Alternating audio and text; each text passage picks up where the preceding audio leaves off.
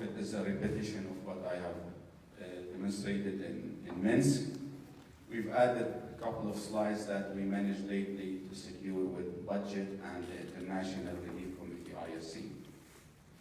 I will work through, again, the presentation just to identify what was done, what was the client need, what was done, and most of them were used the APIs and the SDKs that came with VLO.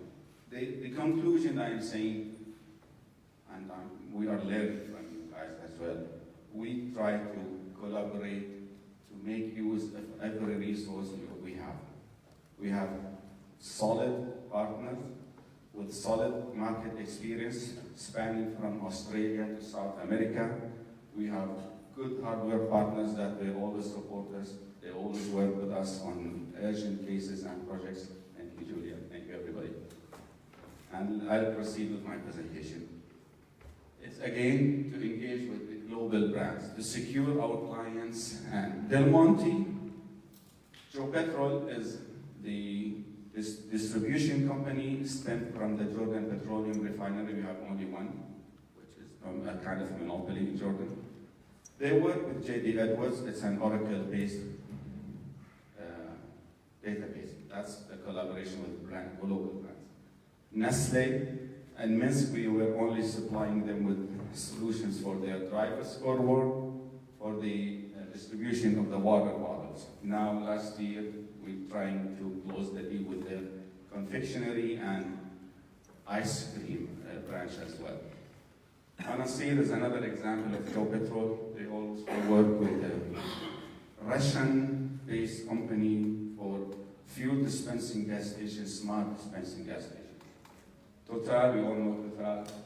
IRC is an NGO working with the refugees and the crisis in Lebanon, Syria, and Jordan. And their certified partner for renting the cars is Hertz.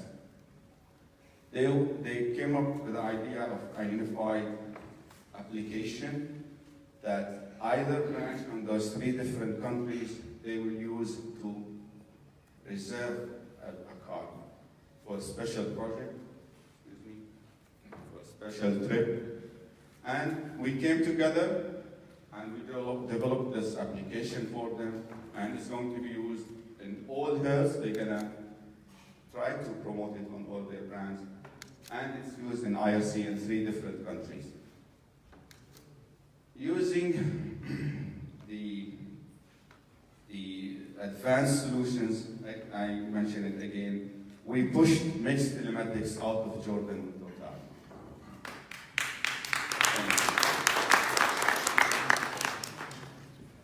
Nishad is also helping us in this stage. We have not really materialized a solid product, but we have also an in-house data mining consultant and analytics. He is mining our data that is accumulated over the 12 years to come up with new, different ideas, solutions. We don't know yet what's going to be, but we will share it once it's ready. Del Monte is they asked for a specialized fleet management system. This challenge was they wanted to have, this is the dashboard, they wanted to have a per vehicle a maintenance card. The challenge was not only the track on our system, they wanted to include all the track and non-track vehicles in this specialized maintenance. So we came up with a unified database outside the VLON database, and we included their request. They wanted to make the details of every spare part, what the maintenance shop was done, the spare part used, and the serial number of this particular spare part. So every tire, every battery installed, they have now a ledger of its time span and utilization. Eventually, they will have a costing per each vehicle being utilized at the end of the year. What was the total cost of ownership of that particular vehicle? Petrol again, Petrol is not a global brand. However, their database used is based on J.D. Edwards. Petrol is working with a Turkish company for their gas stations. All the gas stations are smart dispensing pumping machines with RFID O-ring that can identify the car equipped with an RFID tag. Whenever a vehicle came into their gas station, it's already being cross-referenced with the database. Is it equipped? Is it authorized to fill with how much liters? The automatic filling of that particular vehicle is already transferred in the fuel consumption module in vehicle. So the actual fillings is represented on the clients using the same system of Joe Petrol. I will fast forward because this dashboard is they wanted for own vehicles over a year time what was the most gas stations being used and utilized for their own system. At this stage, they are using it for 270 vehicles, their own fleet. Next phase is to open it for all companies and clients that using their system and our platform at the same time. Manasir is the same thing, however, the automatic fillings is not transferred automatically. They give us a link, an Excel file, and it's being already deployed. So it's extracted from their database, and we have to import it to the real fuel management module. Nestle, they wanted a driver scoreboard. This is their way of conducting the behavior of their drivers. They came up with a template identifying what are the violations and the scores per each driver. It was based on harsh braking. They gave it a distinguished mark, harsh acceleration, speeding, and tickets and accidents. So according to these events, their drivers will be represented to the HSC manager, and they will identify those worst drivers, they said, and the action will be done. Is it a specialized training, moving them to some other departments, or proceed with getting them out of the company? Total, again, came with from Total France. They have an audit for their safety driving behavior. It was distinguished on 3 major incidences according to the violation. They call it alarm, alert, and it says recording. Upon the violation and where it's gonna hit the alarm, they will take, in case of an alarm, it's a sanction. There is a penalty. There is either could reach to fire their non-compliant drivers because they transport fuel. Those drivers, if not, they are not complying with the safety measurements, the strict safety measurements they are imposing on them.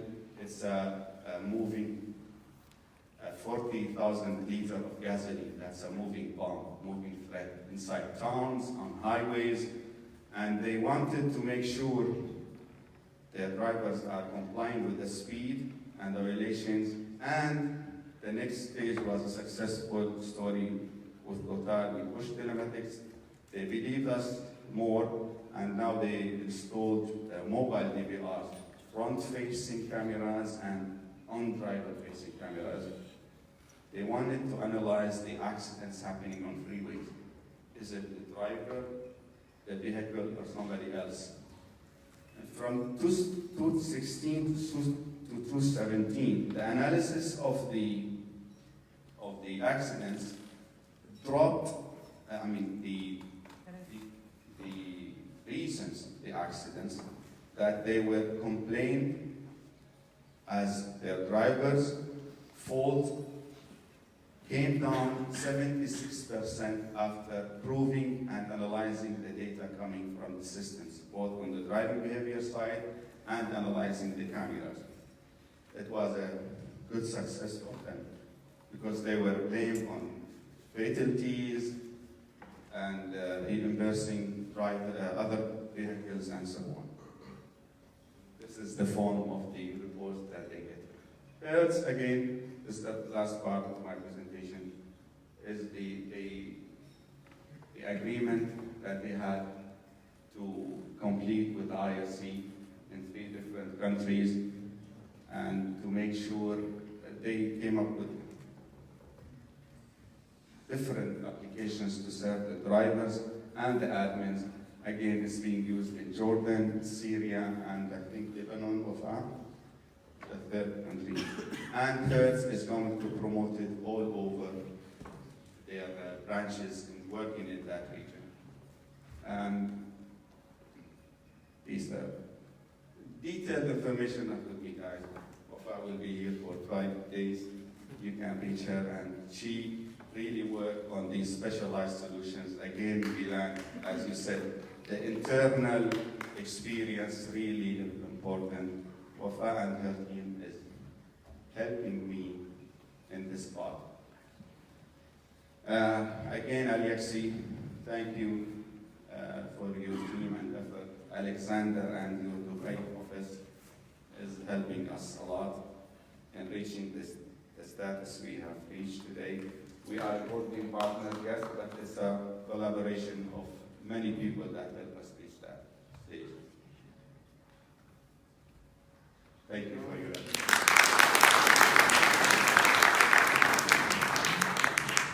Okay, we may have questions still, so don't be in a hurry to leave this scene.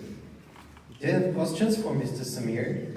Is everybody interested in how to engage with global brands after that presentation of version 2.0? Okay. Thank you.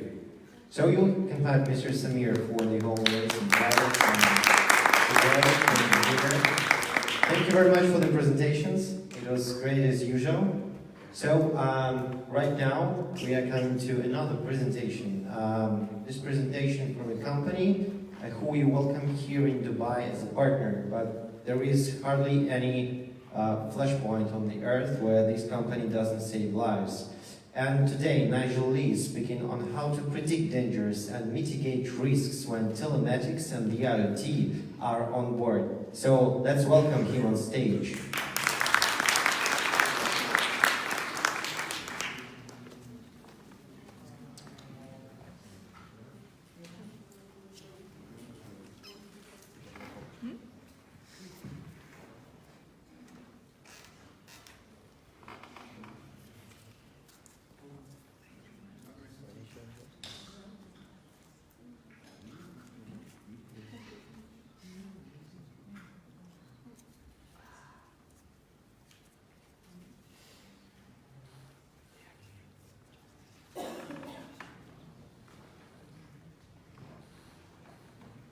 If I could talk and use the computer, I would do this, believe me.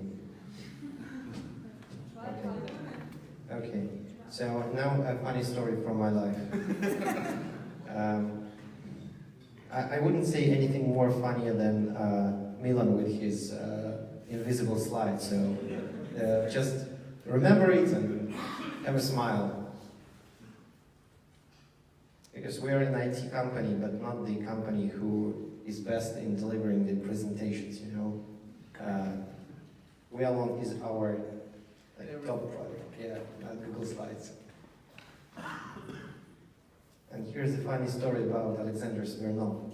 When we were in the college together. Oh, come on! Not this one.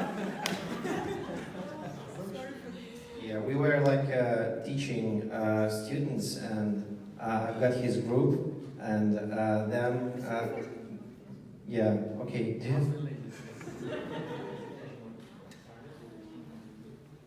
you want a USB, guys?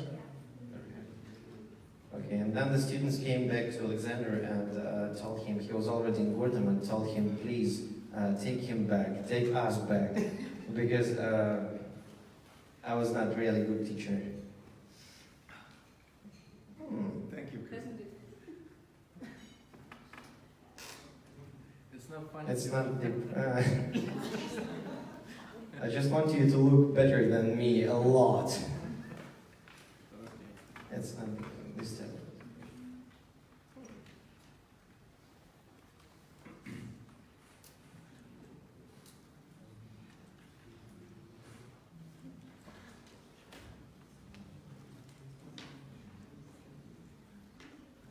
Okay. And now another funny story about Anastasia Rojo. Career ends right now. Yes. Yeah, right now. Okay. Present. Slide. Well done. Thank you very much, Milo. There are no funny stories about me at university, so we'll skip that. Ladies and gentlemen, I'd like to take probably 10 minutes of your time to explain who we are and what we do, and to focus very much on risk and what we believe is risk, how our clients consider risk, and then move on to a short video to really get to the point of today, which is how we use Wireline to associate with our risk, to mitigate risks, and to assist our own clients on the way through. Some of you, unfortunately, will have heard most of this in Minsk, but Secure has been going for 10 years. We're now a group, albeit a small group, and we split our 3 service offerings into 3 separate companies at the beginning of 2018. And on the left-hand side, you've got communications and technology. So with that, we've got just under 5,000 units spread across the world, tracking mostly vehicles, a few containers, a few ships, a few aircraft, and a lot of people's phones. On the centre side with Graal is a procurement and logistics company. So we don't necessarily specialise in a particular kind of procurement, but a lot of our clients are in difficult countries, they're in difficult parts of the world. So if we can help track them in those difficult parts of the world, we're normally well placed to enable them to deliver the goods they need for their own operations. And on the right-hand side there, you'll see Interlize. And the main point of this presentation, as we get toward the end, will be Interlize U, which is a new travel risk management program that we're going to go through. So if we look really at the top of the screen, what is risk? And most of you have seen your own risks, and you develop your own appetite and your own tolerance for risk, be that as a young individual travelling the world, be that as a parent with your children. What are the risks that you see, and what are the risks that you are prepared to put up with, or you're prepared to deal with, and what are the ones that you're not prepared to deal with? We see risks in pretty much in those 4 different categories. So as a security risk, a lot of people think of security around the world, guys with guns on gates. It's what we all see on CNN, Fox News. It's the unpleasant side. But in reality, we all face physical security threats. When we travel, it's a mugging. When we travel somewhere else, it's having your money taken off you. Or getting caught up in a crowd. It could be a wedding crowd. It could be happy. Everybody could be wonderful. It could be a funeral crowd. It could turn quite unpleasant as it goes along. And in the modern age, we consider the cyber risk to come under the physical side as well, as people travel the planet and as they get into different difficulties. We also see clients with general health risks. A lot of our clients are in Central and Western Africa. A lot of those general health risks exist in the third world countries in which our clients operate. So there is a risk for people to consider as they go along.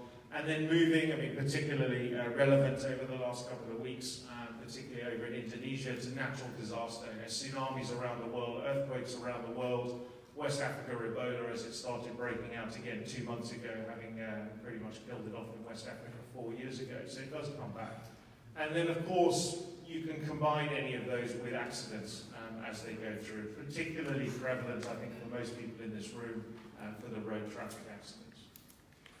The challenge of reducing risk is very much understanding it, or knowing what it is, where it's going to come from. So, as we use location knowledge as the primary tool for most of our clients, a lot of our clients are saying, I want to know where something is, I want to know where that person is, where that car is, where that load of cargo is. We're saying it's fine knowing where it is, but why do you want to know where it is, and what are you going to do about it?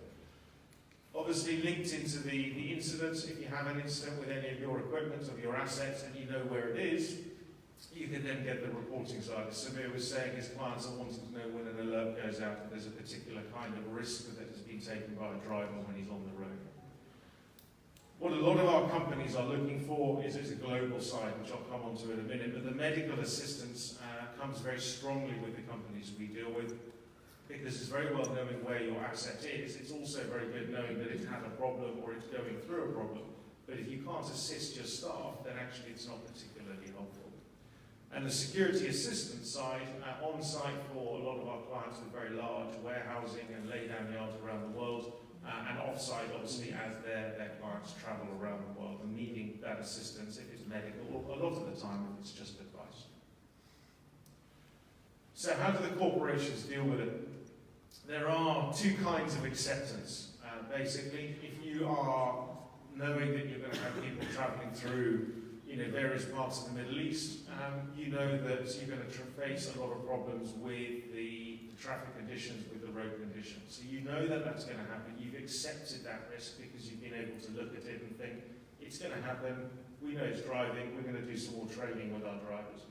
However, it's the unknown risk that a lot of our companies are dealing with. And I'm not talking about the things that they can't plan for, I'm talking about companies who don't think far enough ahead. So if we're talking about Iraq, for instance, and some parts of Afghanistan that we operate in particularly, the client knows they can face problems on the road, but they're not tuned into necessarily the Islamic calendar, particularly the Shia calendar. So when it comes around to something like Ashura, they're not actually prepared for that and ready to take their vehicles or their operations off the road for a few days. What can we do to reduce it or mitigate it?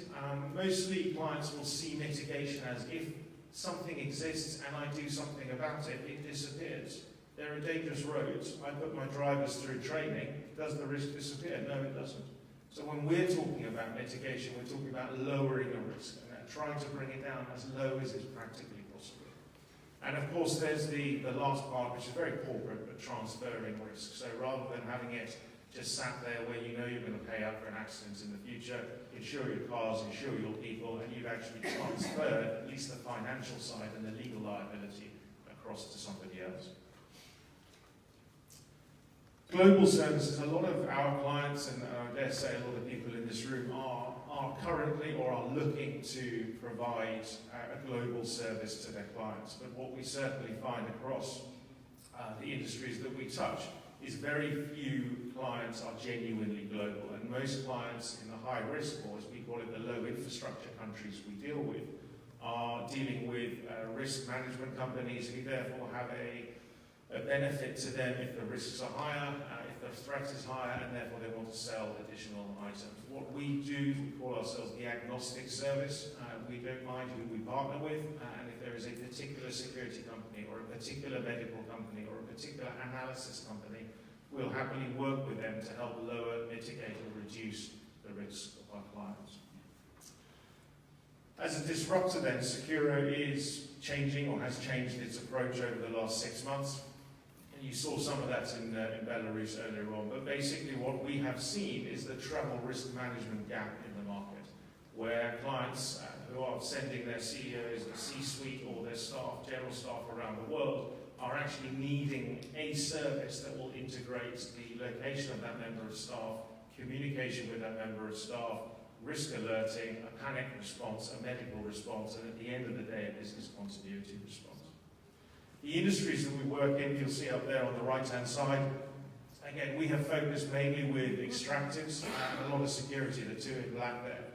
What we are moving into, and we have focused on developing or expanding our market, should I say, particularly around the Middle East and Africa this year, and in the UAE, is looking at logistics companies, corporate entities, particularly their headquarters, and also the engineering side.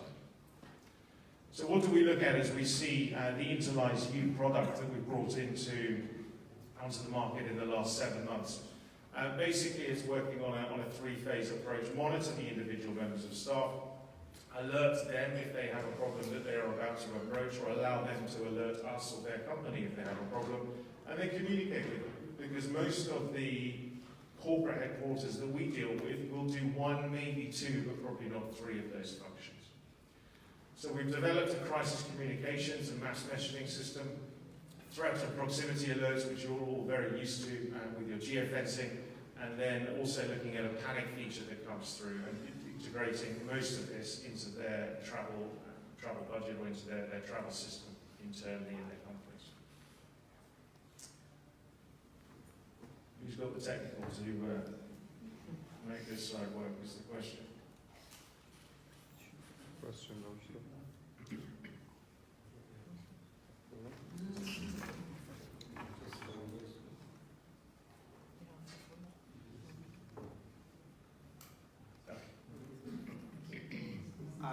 Is there a missing slide? It's another missing slide. Can you imagine this? It's magic. So, That's fine. I can talk through that. That is our last slide. The main piece is obviously to thank Milan for giving me his contagious bit.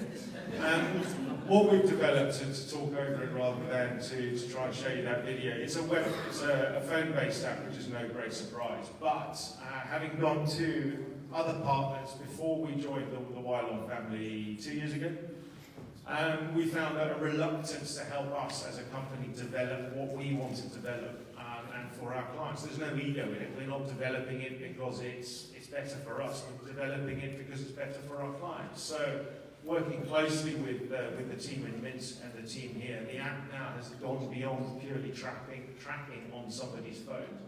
It is now an emergency capability, but it also keeps an eye on your privacy. So the app that we use uses cell tower triangulation, which we're very happy with, because sat here, you're going to be at 65 meters to 250, 300 meters accuracy. So if you're in the bar as opposed to being in the conference, as I'm sure there are some guilty parties here today, it doesn't matter because nobody can see you. Nobody can work out exactly where you are. But if you hit the panic button on that app, it will zoom in to 5 meters and start using GPRS as well as the cell towers. It will also start transmitting your location and your data every 30 seconds, not every 15 minutes or every hour as it does in its normal status.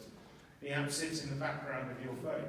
So on a normal iPhone, an iPhone or 8 as we use most of them in the office, in over a week it'll use 1% of your battery. That's all it uses in the back. It sits as a widget. So you don't actually need to open up the main part of your phone. You can just go to your menu screen and then use the alert. We've now linked it into an SOS device, or an SOS message being sent out by SMS on the platform and also by email. So if there are problems for a global traveller, there are 3 different ways for that traveller to communicate. There are also 3 different ways for the headquarters of that company to communicate with the traveller.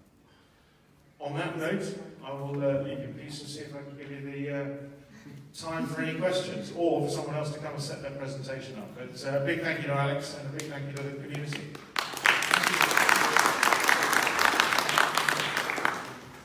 okay, I believe there is no question. There are no questions online. Maybe you have some questions from the audience. Okay, thank you, Nigel. Thank you very much. So we continue with the next presentation. So, while being in Dubai, I've seen all these scooters delivering food. So, I suppose all of you have ever ordered food online?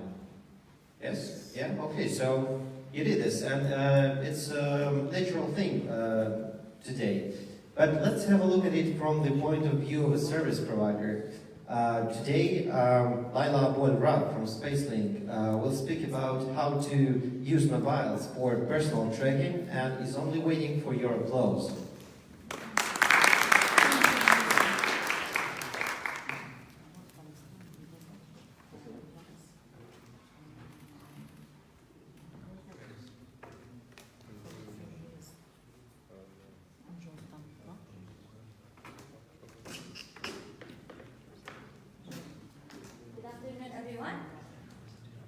I'm here today to present our success story with using wireless solution, which is GITEX.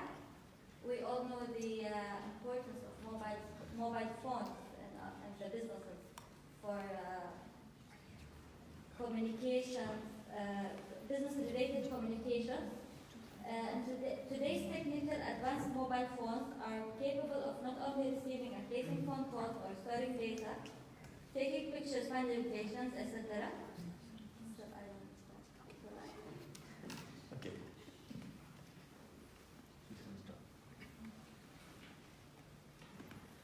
as I was saying, today's technically advanced mobile phones are capable of not only receiving and placing phone calls, but storing data, sending pictures, finding locations, etc. Now, what about an app that utilizes all these features and turns any phone into a GPS tracker? GITEX is a well-known food delivery company in Kuwait with a fleet of over 500 units, working with many international and local restaurants like McDonald's, Magnolia's Bakery, Arby's, The Conduct.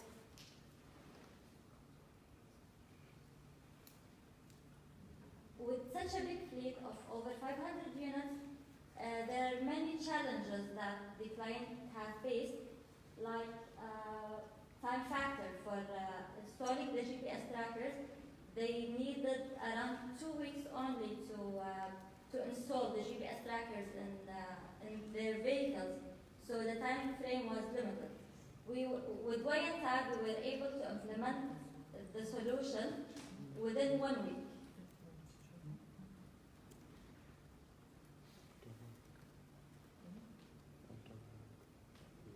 GITEX is a Kuwaiti term that means fast. Gurtam is the solution that helps us and GITEX face these challenges very fast. The features that have been used to implement this solution were YTAG. Of course, they were installed on the driver's mobiles. The features that were used were location, speed, and battery percentage. Wiring was used for online monitoring. There also was a feature of reporting with 1 year extended history, so they can get back to all the data 1 year back. They also used geofences for linking the drivers to certain geofences, which resulted in better driver management.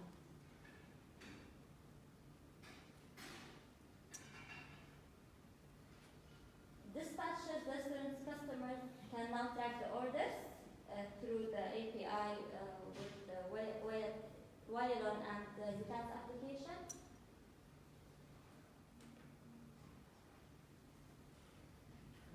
On behalf of SpaceLink, we'd like to thank Wiron for their amazing solutions.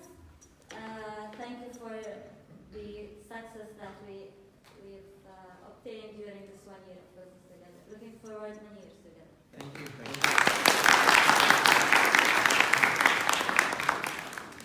Okay, thank you for the presentation. Maybe you have any questions from the audience? Okay, hope you boast your applications on GITEX, Wheel-based applications, to be more correct. Okay, so now we are moving to weight control, and in particular, what does it take to control weight, and what happens if you don't do this?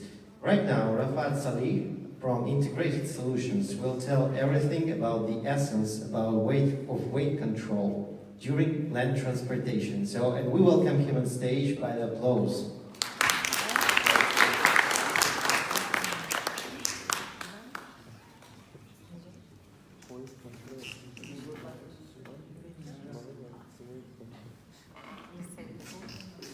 Good afternoon, ladies and gentlemen. One more time. Heat weight management using Well API. What do you think of vehicle weight? Vehicle weight, when do you think that vehicle weight may be useful for us to make data from him and make report for vehicle weights? Vehicle weights are important for us in some cases. One of them are for transportation. If we have a cargo to be transported from maybe point A to point B, or from port to the manufacturer or factory, or maybe from the border to unloading area. So this is one case. Another case, if we have some roads in some cities, there is a limit for the heavy trucks. Some roads that cannot be of the heavy truck to be passed on it. So we also know that there are speed limits, there is maybe height limits for long vehicles and trucks. Also, there is a heavy trucks. This street you can see here, because of some vehicles not allowed to pass through this road, have passed.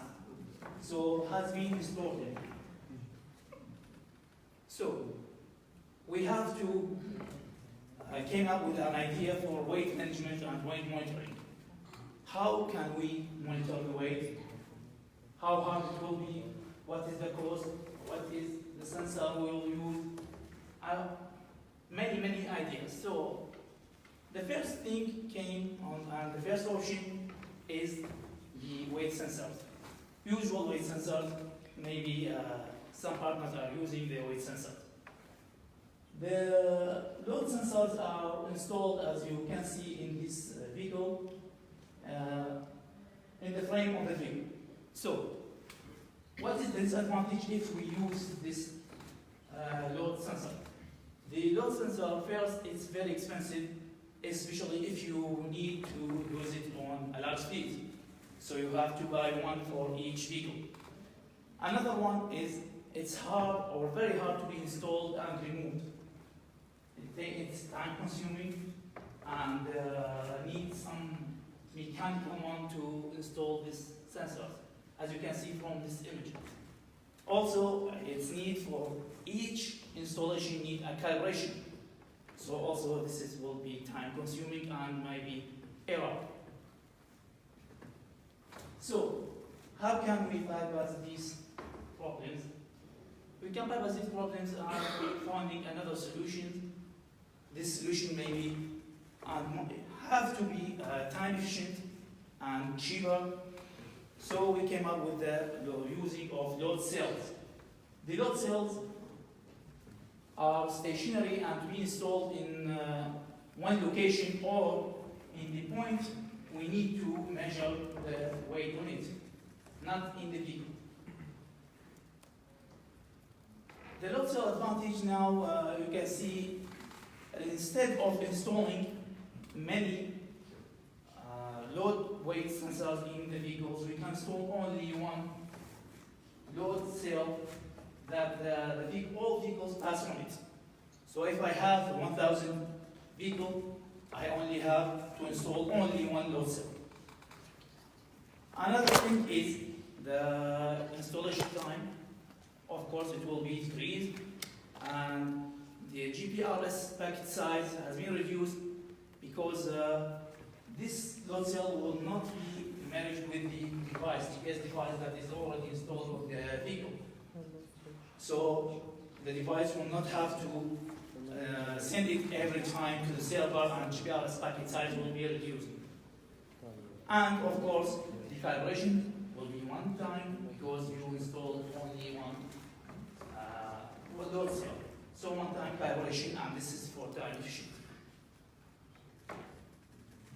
How can we use the load cell? Load cell can be used for many projects if you look at them. For a specific project, of course, not any project, but there is many projects that can adopt such project or such solution. If you look for fuel transportation, you can you can read the vehicle weight before the unload of the weight management. Also, in the garbage disposal, you can monitor the weight before the garbage disposal. And maybe from transportation of raw materials from factories and ports to the factories, you can measure the weight before unloading area. So, this is some images of the load cell and installation. It's, as you can see, it's only one load cell and many, maybe 6 or 4. It depends on the size of the vehicle, on the length of the vehicle. Some vehicles are 10 meters, some vehicles are maybe 15 meters. So it depends on the length of the vehicles. Maybe 6 of load cells here with only one plate. This is the transportation of raw materials from the port. So, Actually, load cell also have a disadvantage, but it has one disadvantage from well-known point of view, not from the manufacturer. The well-known doesn't provide integration already with the load cell because, of course, load cell is not a GPS device. Load cell is just a device that read the people weight and give it, or can give it as analog data, maybe digital data. Anything can be converted. So integration was needed. We have to integrate this load cell to well. So the integration, as you can see here, this is a diagram for integration. A truck came and entered into a load cell. Load cell is connected to the indicator, which is in control room, reads the vehicle weight. Also, it has an RFID reader. Each vehicle is having a RFID tag that can hold unit ID from well, already prepared. Each vehicle will set on it an RFID tag that has unit ID on well. So we can make use of it in well integration.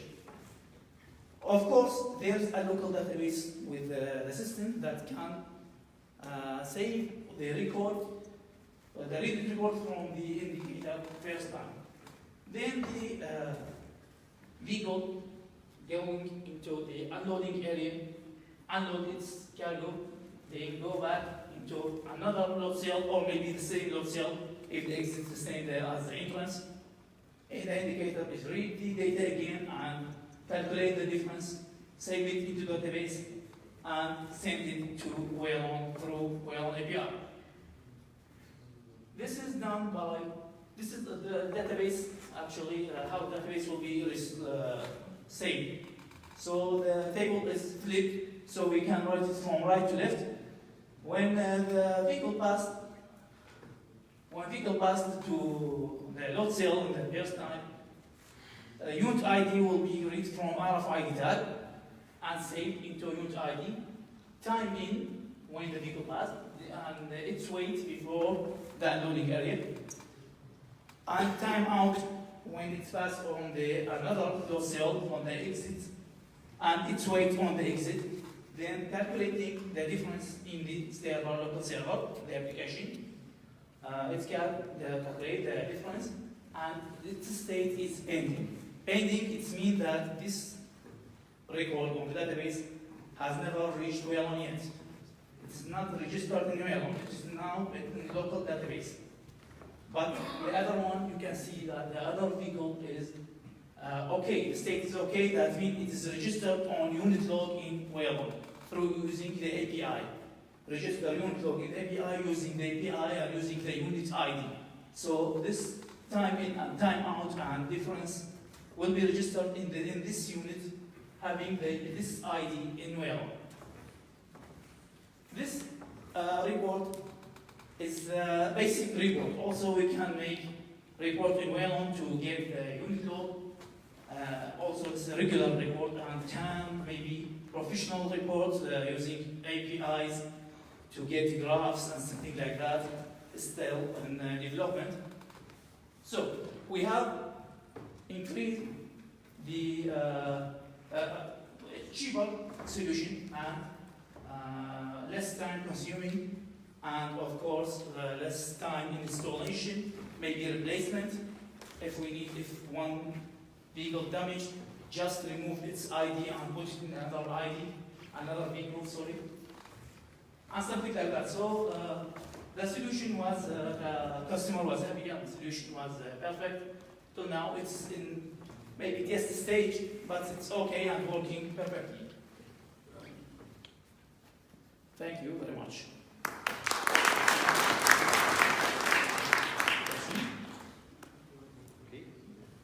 Do you have any questions on the weight control? Okay, Mr. Smear, we were waiting for you.